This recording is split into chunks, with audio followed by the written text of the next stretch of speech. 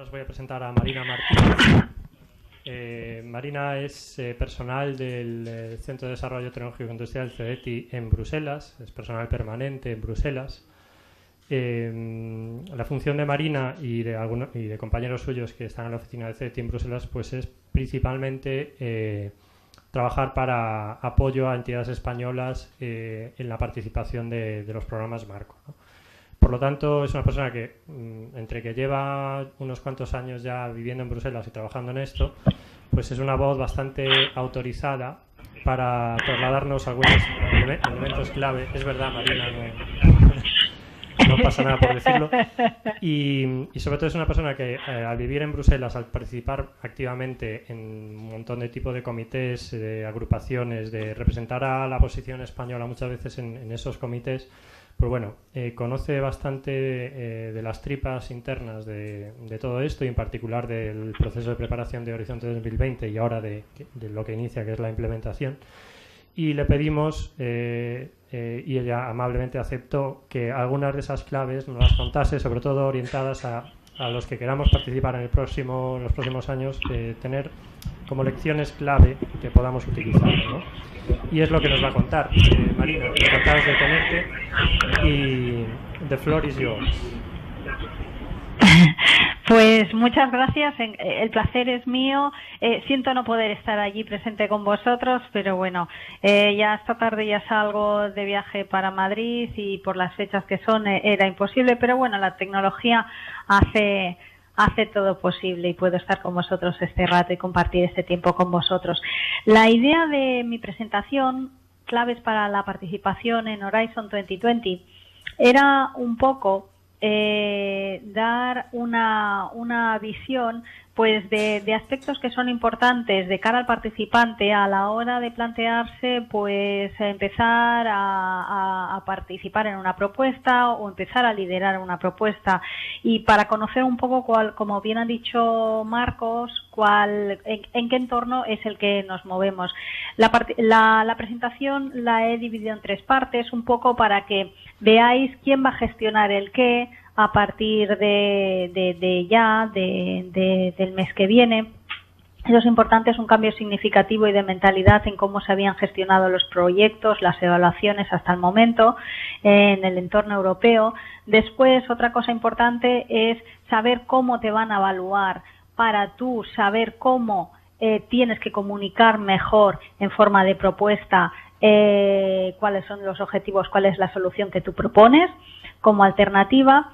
Y bueno, algunas claves al final para orientar mejor tu propuesta, teniendo en cuenta quién te va a evaluar y teniendo en cuenta qué es lo que se está buscando en general y a qué marco general es al que ha de responder tu propuesta. Pues como ya han dicho speakers anteriores, partimos del 7º programa marco. En amarillo he querido resaltar las partes en las que CEDETI era responsable, es decir, de toda la parte de cooperación y de la parte de investigación en beneficio de las pymes, y pasamos al Horizon 2020. En amarillo pues también he resaltado aquellos programas, aquellas partes en las cuales CEDETI, por tanto la oficina también de CEDETI en Bruselas, las OS, pues somos responsables o tenemos algún tipo de atribuciones, que sería en el pilar 3 pues todos los Societal Challenges excepto la parte de Innovative e Inclusive Societies, que es el equivalente o la herencia de SSH, ¿vale? El pilar 2, que sería el de Industrial Leadership, que incluye desde las tecnologías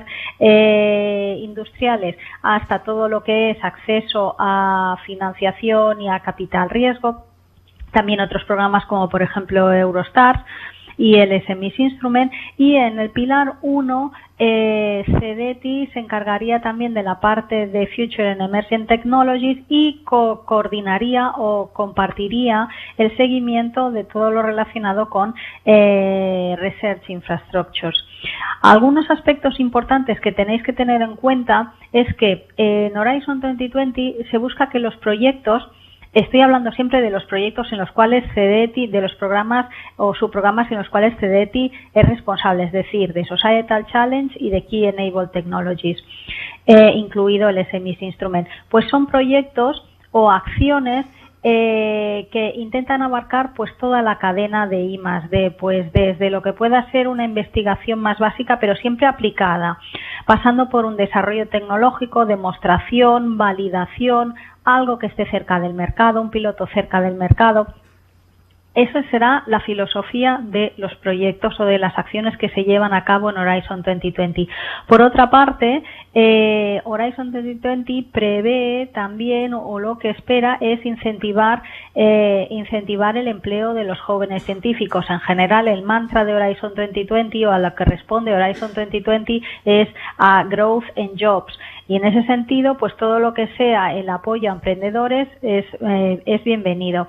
Y por último, como estamos en una época de austeridad, una cosa que es importante es encontrar sinergias entre diferentes fuentes de financiación.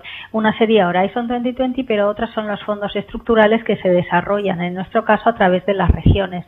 Pues intentar encontrar sinergias entre proyectos desarrollados en el ámbito europeo con acciones que después se pueden continuar en el ámbito regional o se pueden implementar en el ámbito regional con ayuda de fondos estructurales. Bueno, esta sería como la filosofía general de Horizon 2020 hasta el momento, a partir de ahora. Otra cosa que es importante que tengáis en cuenta es saber un poco ¿quién gestiona quién? Hasta el momento, si os habéis fijado, la mayoría de veces quien gestionaba las convocatorias en el sentido de inventarse el programa de trabajo, negociar con los Estados miembros el programa de trabajo, al final aprobar el programa de trabajo que sale publicado y a partir de aquí pues atender al participante y tal, en la mayoría de los casos era la comisión. En algunos casos, en algunos programas, ya eran entidades externas, pero en la mayoría de los casos era la comisión. Bueno, pues esta tendencia a la externalización se acentúa en Horizon 2020, pues por cuestiones de mejorar la calidad, de mejorar la eficiencia y por cuestiones económicas. De esta manera, la gestión de los proyectos, una vez ya se ha publicado el programa de trabajo, pasará de forma casi completa a lo que se llaman las agencias ejecutivas, las Executive Agencies. Actualmente hay 4. Eso quiere decir que no se van a crear nuevas agencias, sino que con las nuevas se les van a dotar de nuevos mandatos. Otra manera de externalizar la gestión de proyectos de Horizon 2020 es a través de los partenariados públicos-privados. Pues aquí tenemos desde el tema de las PPP, los Public-Private Partnerships, que sabéis que hoy y mañana se están efectuando los Infodays aquí en Bruselas, hasta podíamos hablar también de las Joint Technology Initiatives, como por ejemplo Clean Sky. Otra manera también de externalizar instrumentos o acciones es a través de entidades financieras externas a la Comisión, como por ejemplo es toda la externalización del tema de los instrumentos financieros que pasará al European Investment Bank, al EIB. La Comisión únicamente se quedará con competencias relacionadas con policy, es decir, con hacer regulaciones o extraer conclusiones a partir de los resultados de los proyectos, y con la elaboración de los programas de trabajo, es decir, con el establecimiento de las líneas estratégicas. ¿Cuáles son las agencias ejecutivas a las cuales a partir de ahora os tendréis que dirigir una vez vuestro proyecto está aprobado o, mejor dicho, una vez la convocatoria está publicada? Pues bueno, son la REA, la Research Executive Agency, la ERCEA, que es la agencia que hasta ahora llevaba pues todo lo que es relacionado con el Research Council, pilar 1 básicamente de ciencia excelente. Después la EACI, que era la agencia de competitividad e innovación, que hasta ahora llevaba solo el CIP. Y después aparece una nueva agencia que es el resultado de la evolución de la agencia TEN-T. La agencia TEN-T es la que se dedicaba a las redes transfronterizas de transporte. Esta agencia pasa a llamarse The Innovation and Network Executive Agency y, aparte de competencias en transporte, también tendrá competencias en energía. Una a una, vamos a ver. En amarillo aquí tenéis, pues por ejemplo, la REA, que es lo que llevaba básicamente pues el tema de People, las temáticas del 7º programa marco de espacio y seguridad y la de investigación en beneficio de las pymes. En Horizon 2020, pues llevará, aparte, continuará llevando el equivalente de People en las acciones Marie Curie, llevará también todo lo que es FED Open, la parte de ICT y de espacio de las Key Enable Technologies, llevará también el tema KBB, es decir, alimentación, y continuará llevando pues seguridad, SSH y dos aspectos más que son el Widening y el Science for and with Society. Además, como veréis en slides más adelante, la REA será la agencia que centralizará todo lo que es el portal del participante y todo lo que es el tema administrativo y los servicios de soporte para Horizon 2020 de cara al participante y de cara al resto de compañeros de la comisión. La ERCEA, que antes llevaba ideas, pues llevará el ERC. Esto es interesante para los investigadores, especialmente de universidades.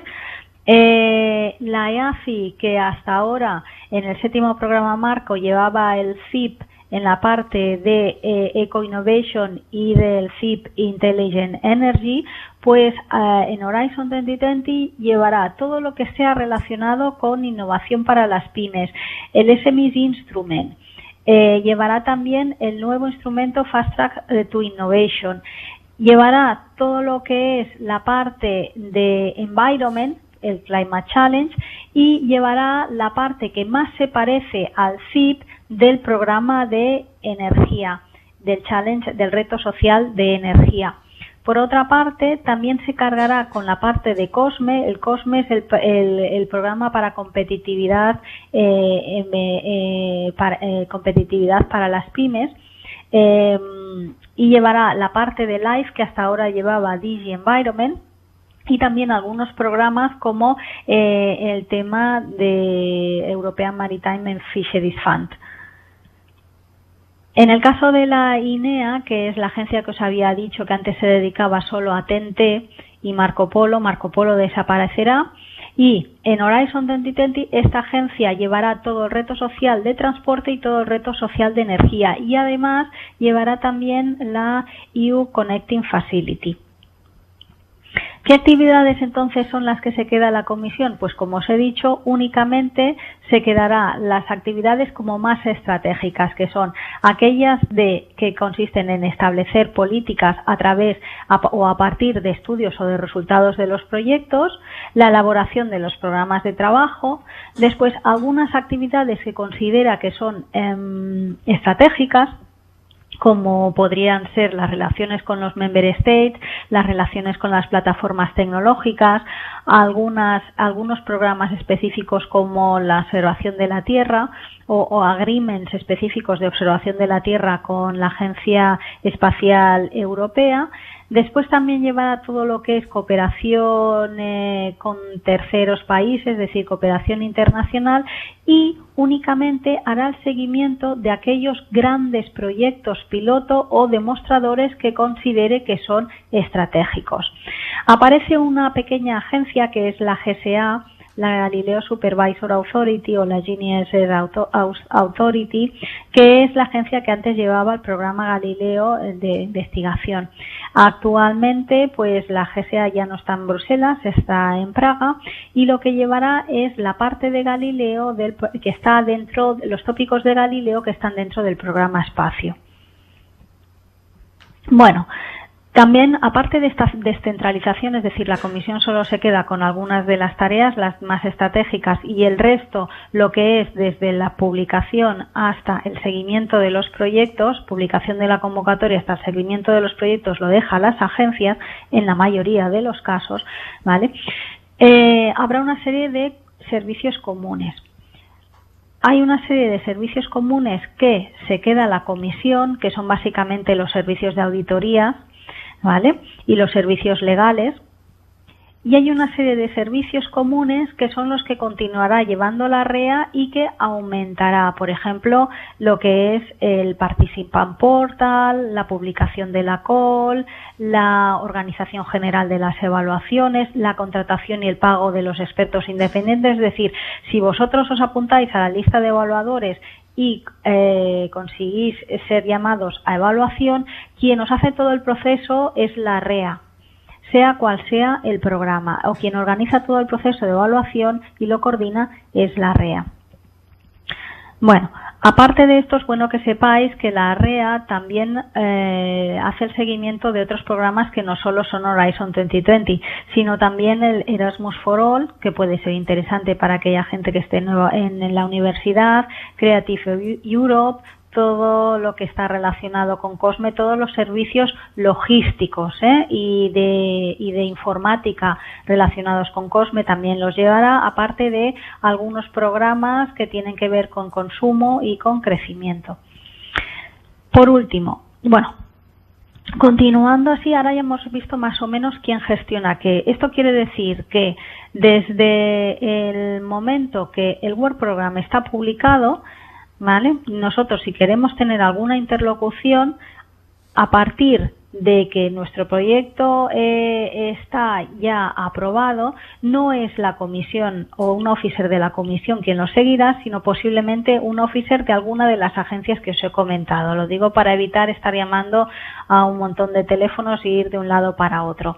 ¿Qué pasa en el periodo de que está abierta la convocatoria? Bueno, se publica el Work Program y está abierta la convocatoria hasta el cierre. Pues aquí yo creo que básicamente os podéis dirigir tanto a la comisión como a la REA, porque aunque el programa de trabajo se lo ha inventado la comisión, esta lo comparte con los officers de la REA por si alguien les va a preguntar antes del cierre de la convocatoria, ¿vale? Pero que sepáis que quien organiza la evaluación son los officers de la REA, de cada una de las temáticas, ¿vale? Hablando de la evaluación, ¿cómo será la evaluación en Horizon 2020? Bueno, veis aquí en el gráfico uno es el azul, una línea sería el azul de la evolución normal de cómo sería la vida de una propuesta. Bueno, pues desde que tienes una idea, piensas que puedes liderar o no, o asistes al Info Day, se abre la convocatoria, después está el deadline, haces la evaluación y recibes hacen la evaluación y tú recibes el resultado de la evaluación. Si está positivamente evaluado, pues te llaman para negociaciones, firmas el consortium, el Grant Agreement, el proyecto empieza, se ejecuta, etcétera, hasta que finaliza. Yo creo que para vosotros también hay unas oportunidades en las cuales podéis participar en el proyecto. Una sería en la parte de evaluación, que sería el gráfico rojo, y otra sería en la parte de seguimiento del proyecto. Tenéis que tener en cuenta que muchas veces los officers que se encuentran en las agencias sí que saben del contenido técnico, del contenido tecnológico científico del proyecto, pero muchas veces no, o no son especialistas. Para ello, la comisión y las agencias tienen previsto la posible contratación de expertos que ayudan al monitoreo del proyecto al officer correspondiente. Esto quiere decir que podéis estar contratados como expertos para el seguimiento de los deliverables de un proyecto, y entonces pues lo que hacéis es de soporte al project officer, un soporte técnico o tecnológico y científico. Es decir, vosotros os repasáis los deliverables, los corregís y le emitís un veredicto al officer sobre la adecuación de pues realizar una serie de modificaciones, sugerir una serie de recomendaciones a los participantes, etcétera, para mejorar la calidad de los deliverables y hacer un seguimiento de los mismos. Esta sería una posible acción. Es decir, yo os animo a que os apuntéis a la base de expertos que enseñaré más adelante, porque no solo es para evaluadores, sino también para ser contratados durante la vida del proyecto, que es mucho más interesante porque no es solo puntual para la evaluación, sino que durante la vida del proyecto para ayudar al officer en el control de la calidad científico y técnica de los deliverables. Hay un cambio muy importante entre la manera de evaluación entre el sexto programa marco y el séptimo programa marco. La verdad es que el sistema de evaluación tal como lo conocemos es un avance en cuanto a claridad y transparencia e imparcialidad.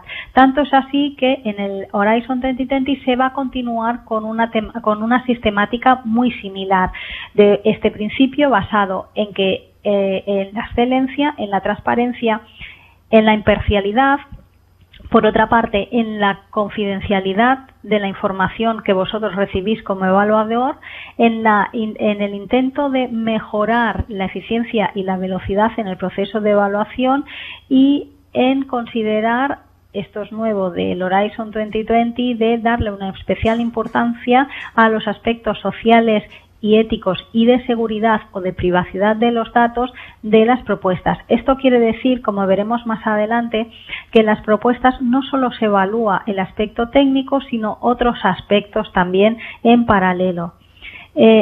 Los principales actores del proceso evaluador son los evaluadores, que son expertos independientes cogidos de la base de datos, el reporter, que a veces es uno de los expertos evaluadores, que lo que hace simplemente pues es tomar notas, ¿no?, de las reuniones que hay entre los evaluadores y la comisión. Después está la comisión o los officers de las agencias y después los observadores. Los observadores simplemente son los que están paseándose el día de los mítines de consenso entre los evaluadores y la comisión para certificar que el proceso es correcto y que se siguen las normas o los principios que os he comentado antes de transparencia, confidencialidad, etcétera.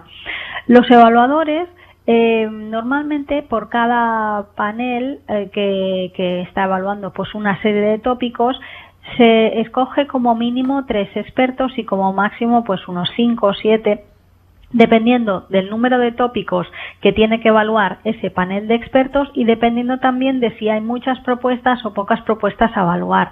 Entonces, en los paneles siempre se mira que haya un balance entre el sector académico, el industrial y el sector de negocios, market uptake, todo lo que sería usuarios finales, también emprendedores. Entonces, yo os animo en que no está bien tener un currículum científico para presentarse como evaluador, pero tener en cuenta que no solo se busca esto entre los expertos que están evaluando, sino que a veces se busca gente que sepa de emprendeduría, gente que sepa de negocios, gente que tenga una experiencia de haber trabajado en empresas, etcétera. No solamente la excelencia científico-técnica. Como veis, os he puesto aquí la página web que ya está activada desde hace 2 semanas y media, casi 3, sobre el portal del participante, donde he resaltado en rojo la parte donde podéis inscribiros como expertos independientes, tanto para evaluación como para seguimiento de propuestas, ¿vale? Y un poco comentaros que el rol de los expertos independientes es eso, dar una visión objetiva e imparcial en función de unos criterios y siguiendo las bases de confidencialidad y no tener conflicto de interés respecto de la propuesta que estás evaluando. Lo de no tener conflicto de interés lo que quiere decir básicamente es que tú no puedes evaluar propuestas en las cuales haya participantes de tu entidad o de tu organización. Principalmente. Después hay una serie de casuística de otros casos en los que tampoco puedes evaluar una propuesta. El rol de la comisión o de las agencias ejecutivas en el proceso de evaluación simplemente es primero hacer una limpieza de las propuestas, pero en clave de los aspectos básicamente de elegibilidad. Por ejemplo, si ese tópico lo que te está diciendo es que el budget, el easy requested no puede superar los 3 millones de euros, pues la comisión, antes de pasarle las propuestas a los evaluadores, lo que hace es directamente ya elimina aquellas propuestas, por ejemplo, cuyo easy requested esté por encima de 3 millones de euros. O, por ejemplo, si el tópico dice que es necesario que un 35% del budget vaya a pymes, pues comprueba que eso se cumple. Si no se cumple, esa propuesta se desestima y ya no pasa a los evaluadores. Por otra parte, lo que hace la comisión y las agencias es escoger a los evaluadores, moderar las discusiones entre los evaluadores, organizar el trabajo en los panels y asegurar después, es responsabilidad del officer, asegurar la coherencia y la consistencia de los Evaluation Summary Reports. En general, ¿cómo sería el proceso de evaluación? Bueno, pues en el momento que vosotros veis este diagrama, en el momento que vosotros enviáis una propuesta, lo que hace la comisión es comprobar estos criterios de elegibilidad que dependen de cada tópico, ¿no? Entonces, que no los cumples, directamente te vas a la lista rechazada y ya está. Que los cumples, entonces pasas a formar parte de un grupo de propuestas que será enviada a una serie de evaluadores para que cada uno en su casa haga la evaluación individual. Normalmente se les dan pues unas 2 semanas para que hagan esa evaluación individual de un determinado número de propuestas que a las que pueden acceder mediante una aplicación telemática, ¿vale? Y entonces pues los que se les hace es que se les convoca a una reunión de consenso en Bruselas. En esta reunión de consenso cada panel de evaluación lo que hace es, pues cada evaluador tiene relleno un cuestionario para cada una de las propuestas y entonces lo que se hace es discutir entre los diferentes evaluadores de cada panel cada propuesta que se ha presentado a cada uno de los tópicos que les corresponda. Con eso se elabora el Evaluation Summary Report, que es lo que os llega a vosotros como resultado de la evaluación, ¿vale? Y también se hace un informe sobre el consenso al que han llegado los evaluadores en cada una de las propuestas. Con esto lo que se establece es una especie como de ranking list, es decir, una lista de prioritaria en función de la puntuación de las propuestas y únicamente en función de la puntuación de las propuestas. La comisión entonces lo que hace es enviar esa ranking list a los diferentes comités de programa, ¿vale? Al comité de programa correspondiente, pues si es el de espacio, el de espacio, si es el de seguridad, el de seguridad, y ahí la comisión lo que hace es proponer para financiar a través de esa ranking list pues los 7 primeros, los 8 primeros, lo que sea, en función del budget disponible, ¿vale? Al comité de programa nos llega, yo por ejemplo participo en el comité de programa de seguridad, nos llega la lista de reserva de los proyectos para financiar y también la lista de los proyectos rechazados y el motivo del rechazo. Cuando el comité da la luz verde para financiar esas propuestas, entonces la comisión lo que hace es llamar a los coordinadores de la lista de la ranking list para negociación. Es importante que veáis que paralelamente a la evaluación científico-tecnológica se realiza una revisión de aspectos éticos y sociales y de aspectos de seguridad y de privacidad de datos. De aspectos éticos y sociales es para evitar pues el tema de segregación, de discriminación, etcétera, de privacidad de los datos. Pues en función de las normas que establece las agencias de privacidad de datos de cada país y también una revisión de aspectos de seguridad. Es decir, por ejemplo, por poner un ejemplo, vosotros decís que imaginaros una propuesta que lo que está haciendo es un demostrador sobre los sistemas de seguridad o el sistema de funcionamiento de un aeropuerto y para eso uno de los deliberables lo que hace es establecer cuáles son pues los puntos débiles del aeropuerto. Ese deliberable está clasificado como no público. ¿Vale? Entonces, o esa clasificación la hacéis vosotros o si no, que sepáis que vuestra propuesta pasa un panel de escrutinio de seguridad donde estamos pues los representantes de los comités de programa de seguridad y las agencias nacionales de seguridad y lo que hacemos es clasificar ese deliberable. Incluso se puede llegar a recomendar la no financiación de una propuesta pues porque casi todos sus deliberables o casi todo el material que está utilizando es material sensible para la seguridad de ese país. Entonces, bueno, como ya os he indicado, pues cada evaluador evalúa de forma independiente.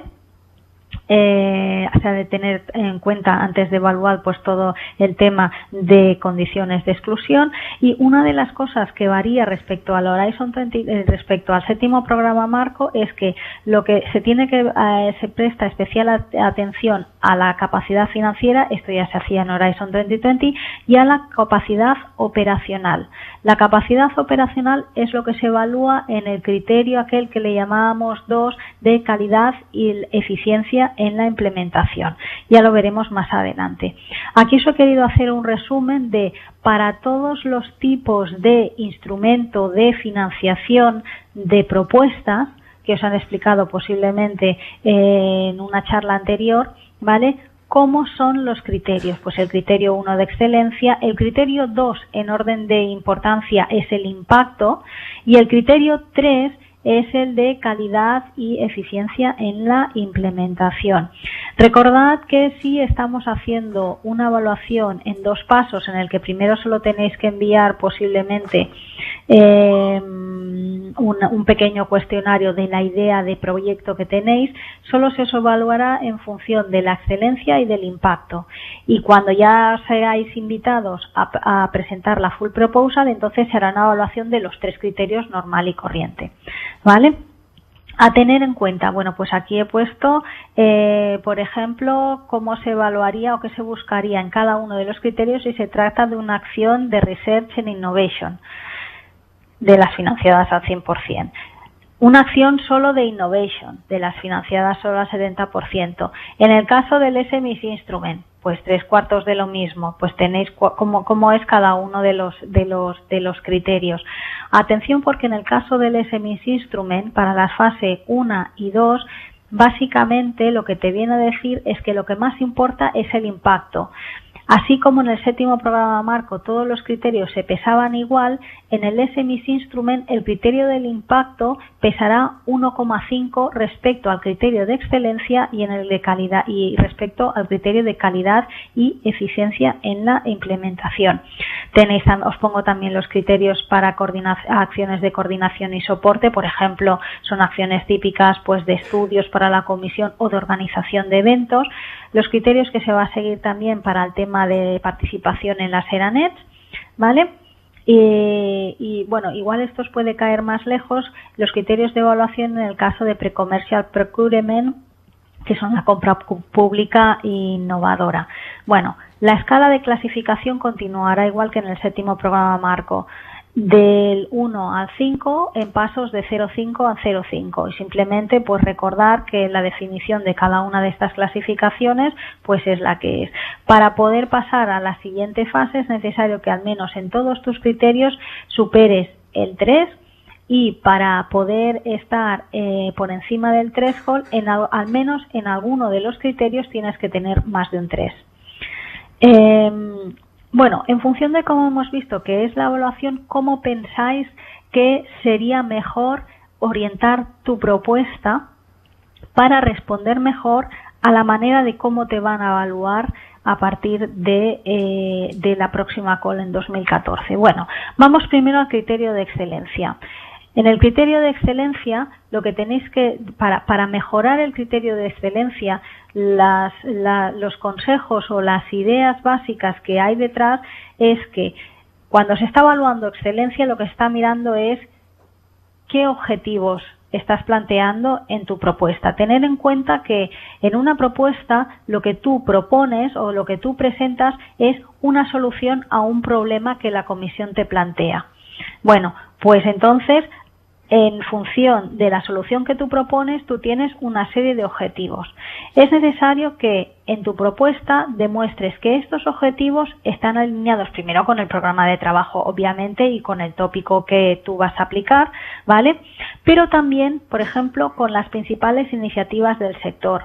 Atención a leer bien los tópicos, porque hay algunos tópicos que te dice este tópico está alineado con las prioridades de la EIP, por ejemplo, de Smart Cities o la EIP de Healthy Aging. Pues lo que toca es leerse los documentos de descripción de la EIP de Smart Cities para ver cuáles son los objetivos de la EIP y ver cómo tu propuesta responde a estos objetivos.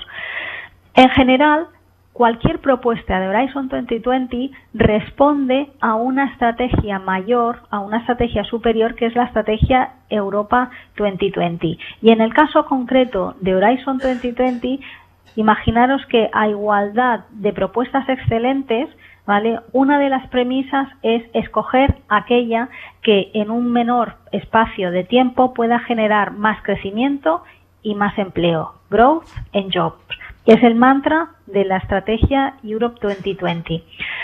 Otros documentos que es importante que tengáis en cuenta a la hora de justificar los objetivos que queréis perseguir son, por ejemplo, si hay comunicaciones de la Comisión al respecto, ver también las plataformas tecnológicas de ese sector, qué documentos son los que han publicado, pues si hay algún plan estratégico o visión estratégica de la plataforma correspondiente o un white paper de la plataforma correspondiente. Es muy importante documentarse antes de empezar a escribir.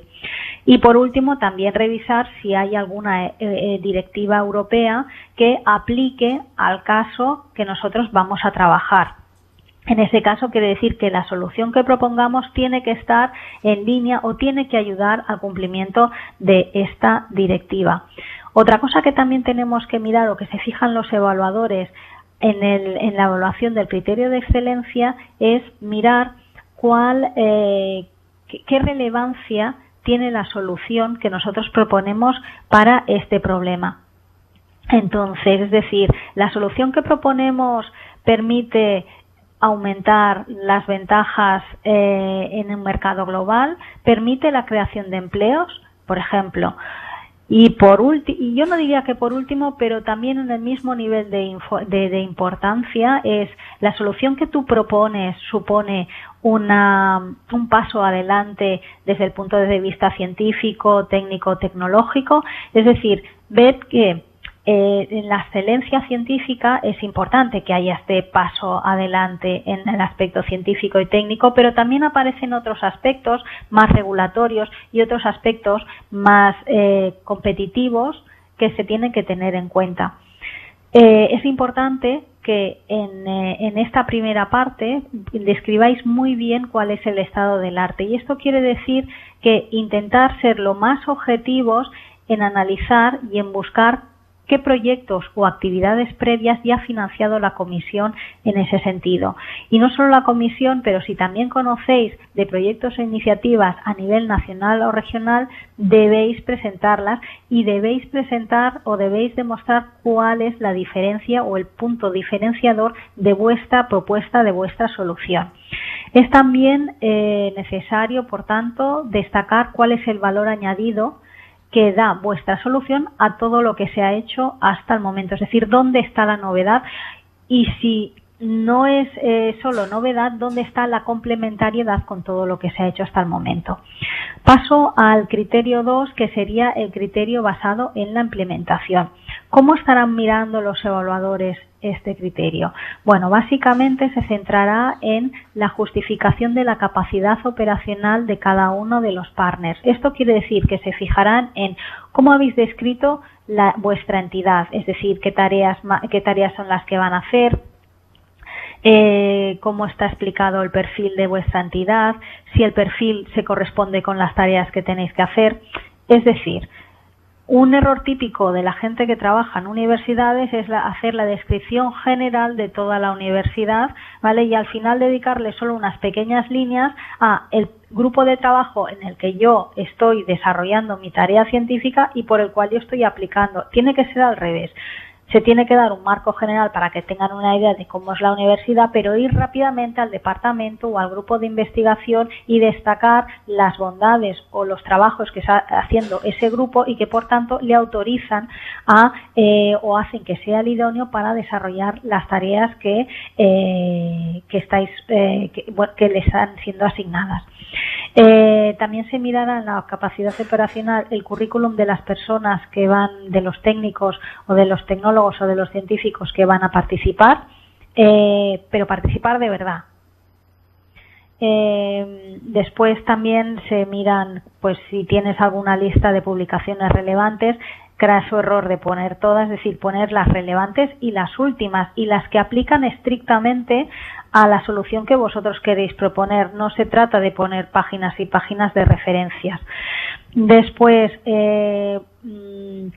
podéis comentar también si tenéis patentes en este ámbito, si ya habéis participado en la producción de servicios o productos en ese ámbito. Y por último también es interesante que el centro o la entidad sea capaz de describir todos aquellos activos en forma, por ejemplo, de infraestructuras que puede poner a la disposición del proyecto o que pueden resultar interesantes para el proyecto. Es necesario también establecer en esta definición de cuál es la capacidad operacional de un socio, ¿vale? Si se va a hacer una colaboración con terceros países, es decir, si va a haber una colaboración internacional y justificar el por qué, ¿vale? Y qué recursos exactamente, qué facilidades, qué tareas son las que va a hacer este third party. Por último, a los evaluadores se les pasará una tabla como la siguiente. Por tanto, es importante que vuestra propuesta vea claramente, ¿vale? Cómo el evaluador puede responder con facilidad, ¿vale?, a estas preguntas. Estas preguntas hacen referencia a identificar si hay tareas que vais a subcontratar, identificar las tareas que van a realizar estos third parties, ¿vale? Y a identificar si hay alguna contribución in kind, es decir, desinteresada, que van a proveer estos third countries o algún partner en concreto del consorcio. Esto se ha de identificar claramente, no puede estar escondido por ahí o dado a entender. Por último, es muy importante el criterio del impacto, especialmente, por ejemplo, en actividades como el SMEs Instrument o el Fast Track Pilot for Innovation. Entonces, la idea es que demostrar, por ejemplo, cuál va a ser la continuidad de tu proyecto, bueno, de la solución propuesta una vez se acabe del proyecto. Es decir, ¿puedes dar una visualización de qué vas a hacer en los próximos 7 años? ¿Tienes intención de patentar, de crear una spin-off, de, por ejemplo, pedir un préstamo o un venture capital para entonces desarrollar o ayudar a desarrollar ese servicio o producto en el ámbito operacional? Es importante también dar una idea de cómo vas a explotar los resultados del proyecto, pero dar una idea realista. Es decir, se ha de demostrar que tienes un buen conocimiento de cómo vas a gestionar el tema del IPR.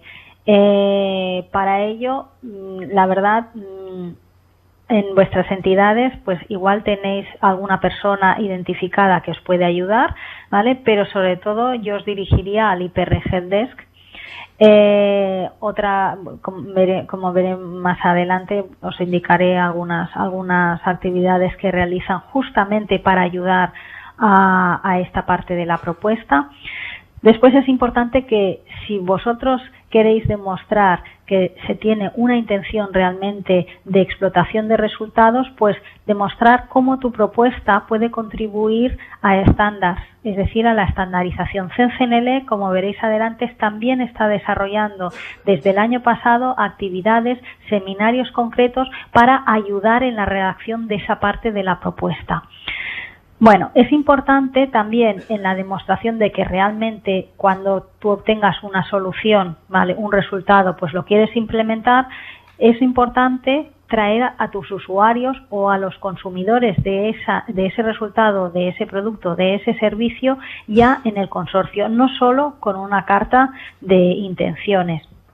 Del mismo modo, por ejemplo, sería interesante de que si el resultado de tu proyecto va a ser algo que puede ser comercializable, pues ¿por qué no hacer un advisory board con gente que posiblemente podrían ser potenciales inversores de la comercialización de esa solución o de esa idea? Es decir, son todo ideas, pistas que dan al evaluador la sensación de que realmente de ahí va a salir algo que no se va a quedar simplemente en un cajón cuando se muera el proyecto.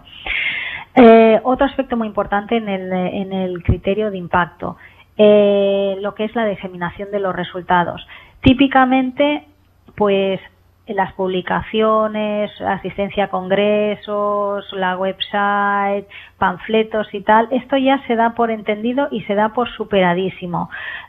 Es importante, pues entonces, que propongáis alternativas y que utilicéis esta parte de la diseminación como una parte para haceros eco de los resultados del proyecto y para acercaros al mercado, pues a través de medios sociales, a través, por ejemplo, de ferias, a través, por ejemplo, de trainings que podáis organizar a los usuarios, a través de reuniones concretas con potenciales usuarios o clientes. Esto también tiene que detallarse en la propuesta, porque es lo que da la sensación al evaluador de que realmente hay una intención detrás de llevar esto al mundo real.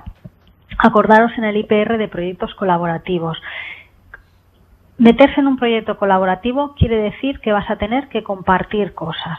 Vas a tener que compartir cosas y, por tanto, es muy claro que ya en la propuesta tengáis un apartado diciendo cuál es el background del que partimos cada uno de los socios, cuál es el foreground, es decir, el conocimiento o lo que se va a generar a través de la participación del proyecto, ¿vale? Y cuáles son aquellas cosas que no queremos compartir, ¿vale? El sideground. Y que están, bueno, que son conocimientos o cosas que se generan, pero que están aparte de los objetivos del proyecto. En todo esto ya os he dicho que el IPR Helpdesk con gusto pues ayuda a los participantes en la parte concreta de la elaboración de la propuesta. Lo que sí que os digo que no esperéis hasta el último momento, porque entonces el officer del IPR Helpdesk poco puede hacer por vuestro caso, ¿no? En el caso concreto aquí que os he puesto es que el IPR Helpdesk pues colabora con la oficina SOS y de tanto en tanto pues viene a Bruselas y realizamos un training con los gestores del programa Involucra que se encuentren en aquel momento presentes en Bruselas, en nuestras oficinas. Lo mismo hace CENCENELEC. CENCENELEC desde hace 1 año y medio, 2, ya organiza sesiones, cursos, webinars en las cuales lo que ayuda al participante justamente es en cómo tiene que orientar esta parte de la propuesta para introducir el concepto de estandarización en sus actividades. Entonces, yo os recomiendo, casi cada mes están organizando seminarios, webinars de este tipo. Entonces, yo creo que es muy interesante que podáis echar un ojo y que podáis plantearos, pues, perder 1 hora, 2, no duran más estos seminarios, pero dan ideas muy buenas para elaborar vuestras propuestas. Finalmente, y con esto ya acabo y espero no pasarme mucho del tiempo, Marcos, una propuesta siempre, siempre, siempre es algo más que escribir, es una acción de marketing, es decir, tienes que vender algo, tienes que comunicarte y tienes que convencer a alguien, en este caso a la comisión y a los evaluadores. Ese es uno de los aspectos muy, muy diferentes del plan nacional, pero totalmente diferentes, y que se produce siempre que estamos en un entorno de competición abierta como es el ámbito europeo. Por lo tanto, tened en cuenta de que no escribimos para nosotros, sino que estamos escribiendo para convencer a otros que nos den un funding que nos permita desarrollar esa actividad que estamos buscando. Y con esto ya acabo. Muchas gracias por vuestro tiempo.